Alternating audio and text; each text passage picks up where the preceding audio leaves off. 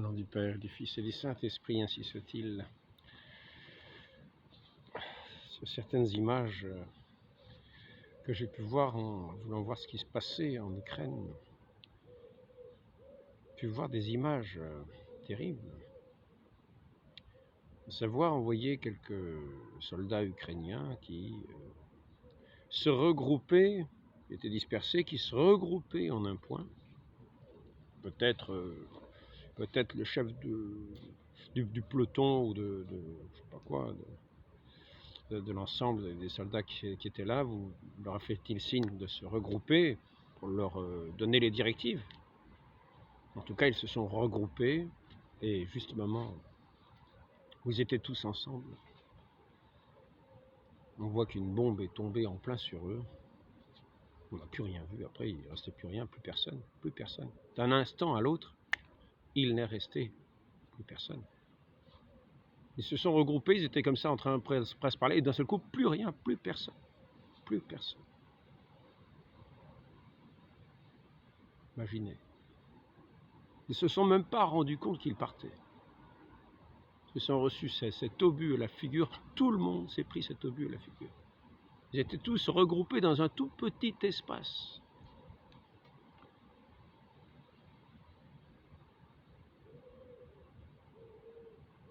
Imaginez l'aboutissement de leur vie. Tout cela a été regroupé, bien sûr, tous avaient des trajectoires différentes dans leur vie. Et voici qu'ils se sont retrouvés à partir tous ensemble, ce même instant, au même endroit.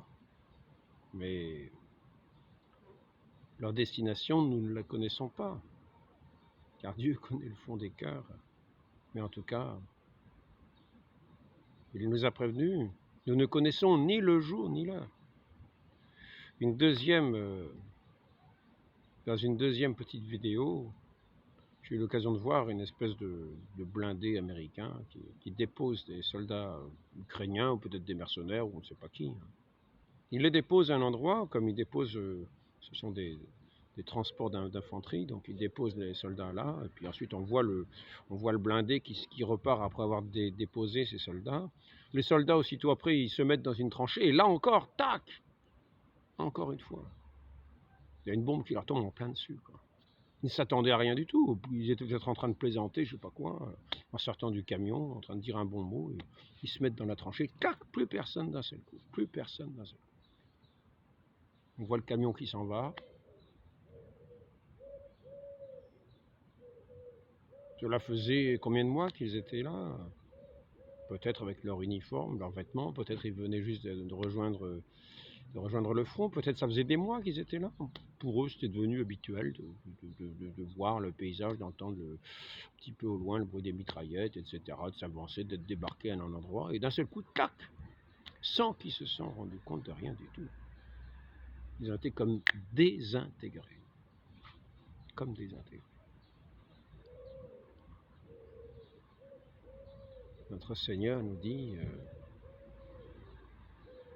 vous ne savez ni le jour ni l'heure.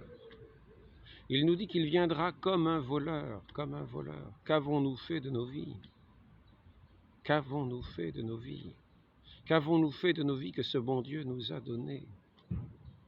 Qu'avons-nous fait de ce bon Dieu que nos vies nous a donné pour l'aimer, pour agir dans la justice, dans la sainteté, dans la piété, qui avons hérité de 2000 ans en Europe, de 2000 ans d'évangélisation, peut-être de 1000 ans, avec des parents qui nous ont quelquefois éduqués chrétiennement, des grands-parents. Qu'avons-nous fait de cet héritage? Qu'avons-nous fait de cet héritage?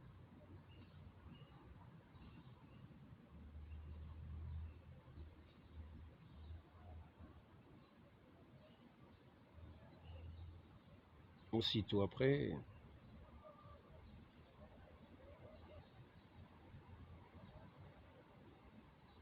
en un instant, et ces scènes que je viens de vous dire se reproduisent tous les jours, Vous en avez, là c'est en Ukraine, c'est peut-être ailleurs, simplement ce qu'on appelle un accident. Donc nous avons reçu un héritage de notre Dieu pour vivre dans la sainteté, dans la justice. Il nous a transmis son message. Et arrivé au bout de nos vies, nous n'avons rien fait de nos vies. Nous sommes là à sortir de blindés, à faire des guerres plus ou moins injustes. Qu'avons-nous fait de cet héritage que Dieu nous donne? Bien sûr, bien sûr. Par le passé, nous avons vu des soldats qui combattaient saintement, justement. Nous avons vu, oui, parce que malgré tout, il faut savoir défendre ce qui est juste et vrai. Et les gens qui se font aussi massacrer, venir à leur secours, venir à leur aide. La défense de la veuve et de l'orphelin, comme il était dit pour le chevalier du Moyen-Âge. Mais souvent, ce n'est pas du tout le cas. Souvent, ce n'est pas du tout le cas. Notre Dieu nous a parlé. Il est venu sur notre terre. Il est venu se faire connaître. Il est venu être notre lumière. Il est venu être notre amour véritable, nous apprendre ce que nous sommes, qui nous sommes.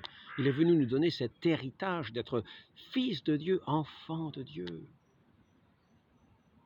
Qu'avons-nous fait de cet héritage? Que faisons-nous tous les jours de cet héritage? Nous le dilapidons.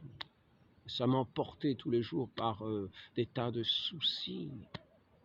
Alors que notre Dieu nous dit, ne vous inquiétez pas. Ne vous inquiétez pas, ne prenez pas souci. Ce n'est pas en vous souciant de vos vies que vous ajouterez une longueur à votre taille ou un cheveu blanc, vous rendrez un cheveu blanc ou noir.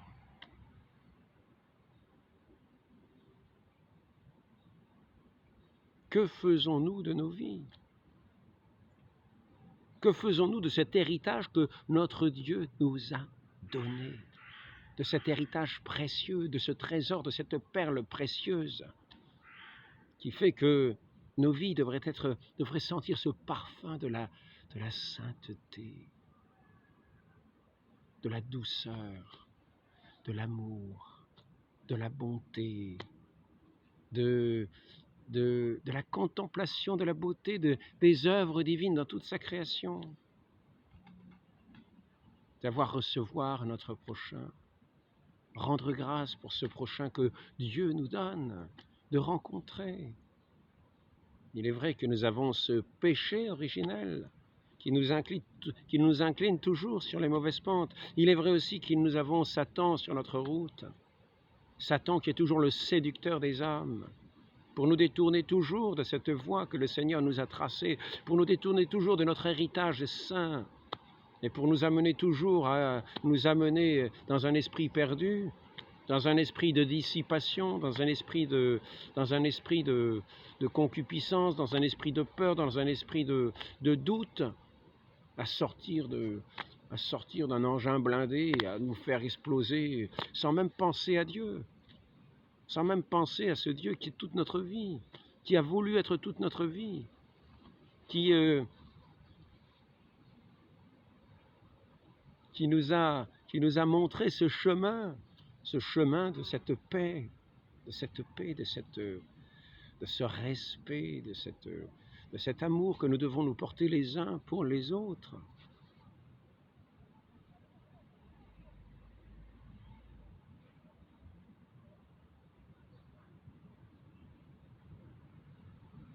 Que faisons-nous de cet héritage au long de nos jours qui passent?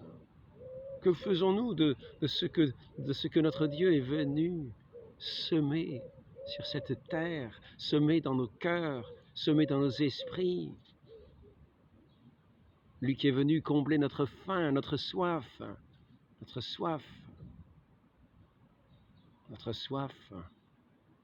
de ceux qu'il a appelés à être ses enfants, qu'il a créés pour être ses enfants. Et lui qui est venu être notre modèle, notre chemin, notre vie. Il est vrai, Satan est toujours à l'œuvre ici-bas. Toujours il est le diviseur. Toujours il est le séducteur. Toujours il est le menteur. Toujours il est l'artisan de la haine. Et sachons que notre vie, ici-bas, a son aboutissement, et ce n'est pas du tout celui que nous attendons. À un carrefour, marchant tout simplement dans la rue, et soudain, nous effondrons. Nous voyons quelquefois au sujet de ce Covid, vous avez bien vu, quelquefois certains présentateurs qui s'effondraient brusquement. On voit ça quelquefois pour ceux qui parlent de certains effets.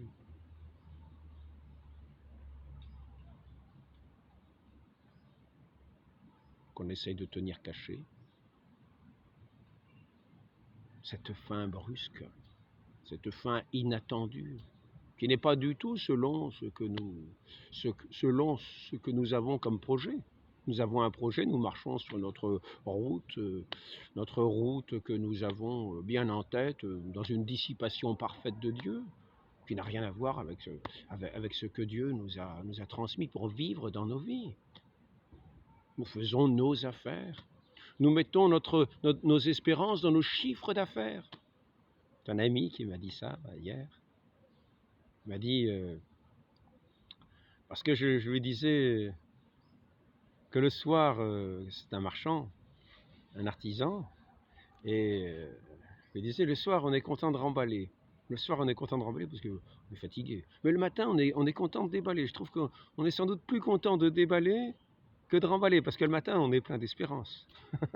Alors regarde, mon espérance n'est pas dans mon chiffre d'affaires. Je lui dis, ah, voilà une belle formule. Et non seulement une formule, mais voilà une belle pensée. Mon espérance n'est pas dans mon chiffre d'affaires. Il me dit, j'espère autant le soir que le matin. Et oui, parce que celui qui a son cœur vraiment dans son Dieu, dans celui qui est sa vie, dans sa source qui vit de Dieu, dont le Verbe éternel est le pain quotidien, lui qui s'est fait le pain de nos vies, le pain de vie de nos âmes.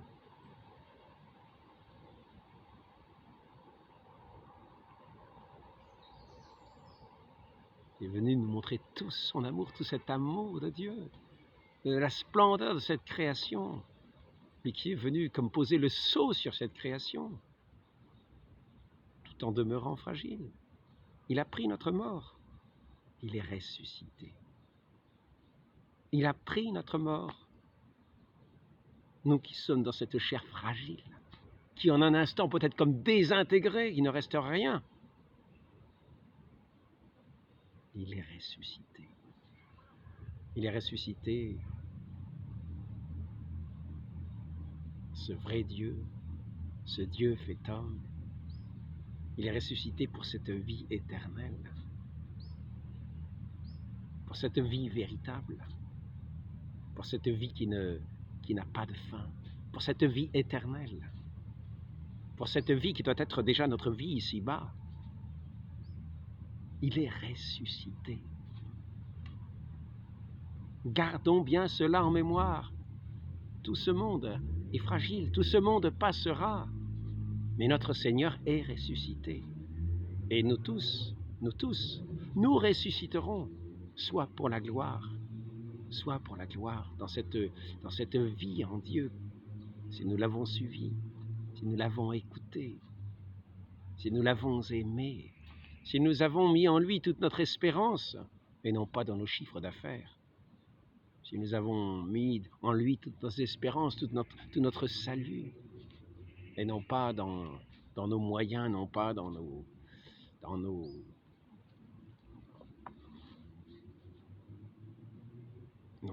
projets, non pas dans nos calculs, non pas dans nos... Non, tout cela passe. On s'imagine qu'on va remporter la grande victoire sur la mer adverse, on débarque du camion, poum, il ne reste plus personne. Désintégrés, comme si ces gens-là n'avaient jamais existé. Il ne reste rien. Ici-bas, il n'en reste rien. C'est la fragilité même. Même pas de la poussière. Il reste... On pourrait les chercher, on pourrait se dire, mais il n'y avait personne ici une seconde avant. Non, il n'y a plus qu'un trou. Il n'y a plus rien. Donc, Donc, ne cherchons pas des victoires, n'espérons pas dans ce monde. N'espérons pas dans ce monde. Mettons notre espérance en ce Dieu qui est toute notre lumière, qui a ressuscité. Et qui est ressuscité pour ne plus mourir. Qui est ressuscité parce qu'il est en son Père. Parce qu'il fait un avec son Père céleste, son Père véritable, ce Dieu véritable, qui nous a créés pour le connaître, pour l'aimer lui, pour espérer en lui, pour vivre, être plein de son amour, de sa lumière, de sa douceur. Nous qui sommes ces héritiers d'Adam, nous avons renoncé à être les héritiers d'Adam. Nous avons renoncé. Nous qui sommes héritiers avec le Christ, nous avons renoncé à ce vieil Adam. Nous avons suivi le Christ, ce Christ qui est ressuscité, en qui est toute notre espérance, toute notre paix, toute notre joie, toute notre vie, tout notre amour, tout notre horizon, notre Dieu, notre tout, ce soleil de la gloire. Alors ne dissipons pas, ne mettons pas nos espérances ailleurs, n'imaginons pas que nous aurons des victoires sur des ennemis autrement qu'en notre Dieu, qu'en ce Christ, que le monde a combattu, que le monde a abattu, que le monde a élevé sur une croix pour l'abattre. Mais notre Seigneur est mort sur cette croix comme homme. Il est ressuscité.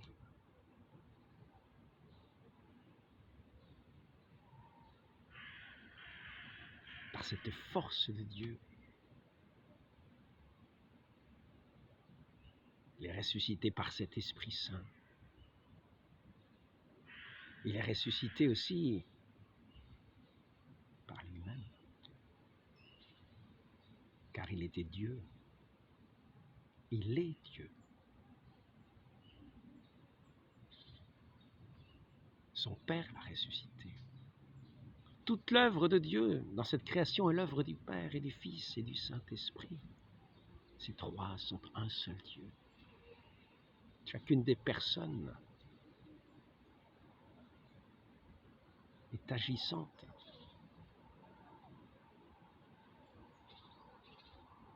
Dans toute cette création.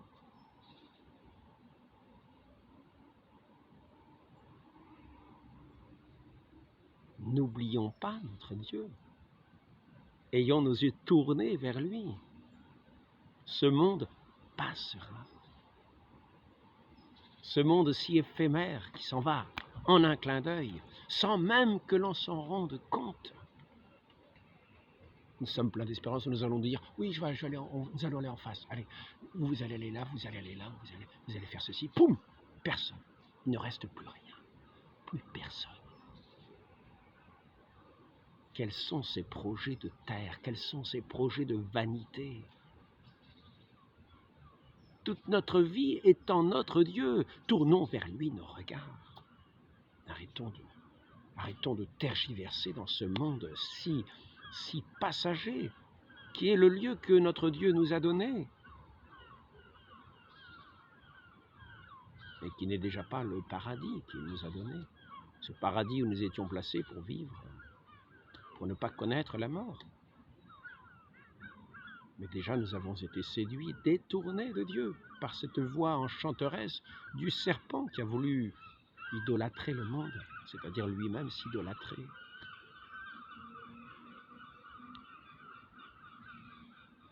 Qui a voulu faire du monde un objet d'adoration éternel, un culte. Mais il n'y a pas de culte au monde. Ce monde est maintenant, après cette séduction, nous avons été renvoyés de ce paradis, nous n'étions pas dignes. Nous avons été chassés de ce paradis de Dieu. Nous n'avons pas tenu notre contrat avec notre Dieu. Nous avions été placés dans ce paradis. Et ce Dieu nous avait donné de demeurer dans son obéissance en respectant, tout simplement, sa parole, en nous permettant toutes choses, pratiquement. Mais nous devions demeurer fidèles à sa parole. Et c'était un accord qui avait été conclu comme une alliance que nous avons rompue. Voilà que nous sommes très forts pour rompre nos alliances et avoir toujours des projets, des intérêts très particuliers. Nous oublions notre Dieu. Ne l'oublions pas, ayons les yeux fixés sur lui.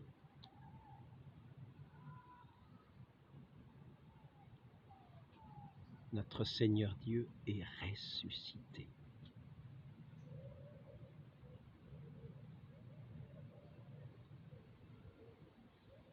Il a vaincu le monde. Et il nous appelle à cette vie éternelle. Travaillons à cela de toutes nos forces. N'y manquons pas. Soyons fidèles à sa parole, croyons-le. Ne croyons pas ceux qui vous promettent monts et merveilles ici-bas.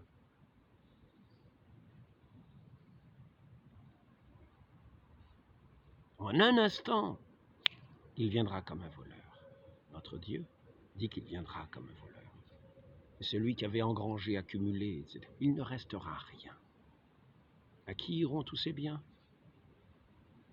D'autres qui hériteront de ces biens les dissiperont, d'une manière que celui qui les avait engrangés n'imaginait même pas.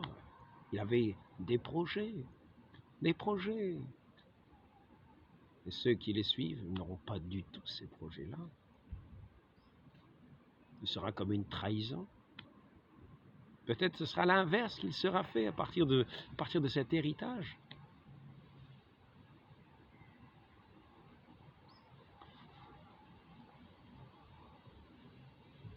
Ainsi,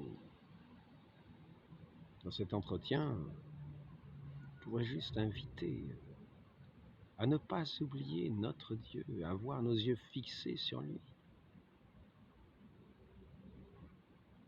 à espérer en lui.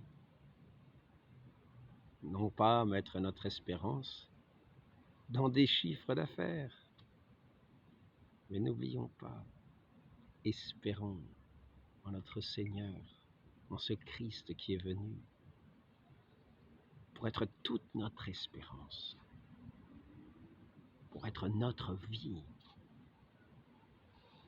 pour nous montrer ce chemin que nous devons suivre.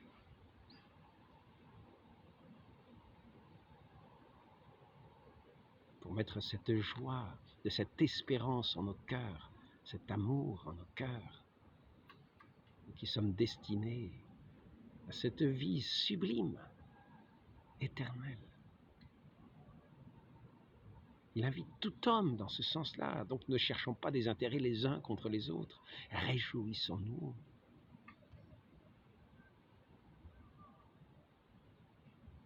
De cet horizon qui est offert à tous les hommes.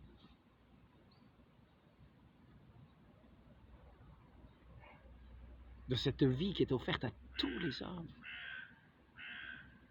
Donc, en toute chose, sachons témoigner de cette vie de notre Seigneur Jésus-Christ, qui est l'alpha et l'oméga de tout cet univers.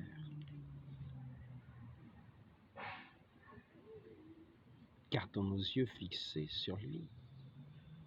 Voyons notre modèle, voyons notre maître. Soyons à son école, non pas l'école du monde, non pas l'école de toutes ces guerres intestines, de ces intérêts particuliers, de ces haines secrètes ou même publiques.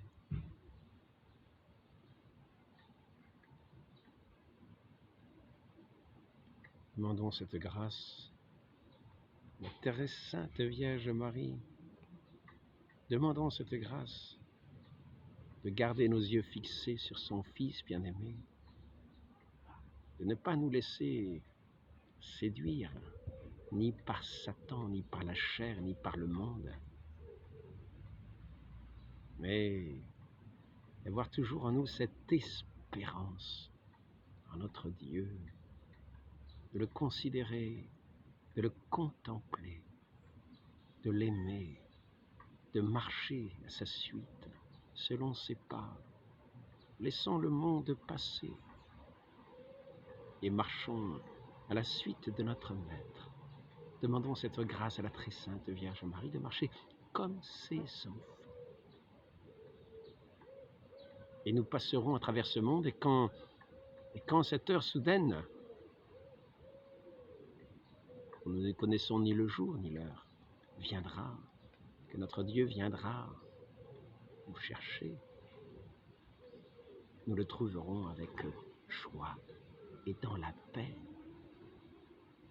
avec ce bonheur intérieur, cette espérance sainte, cette espérance céleste, toute céleste, et toute notre vie sera ce témoignage de notre Dieu.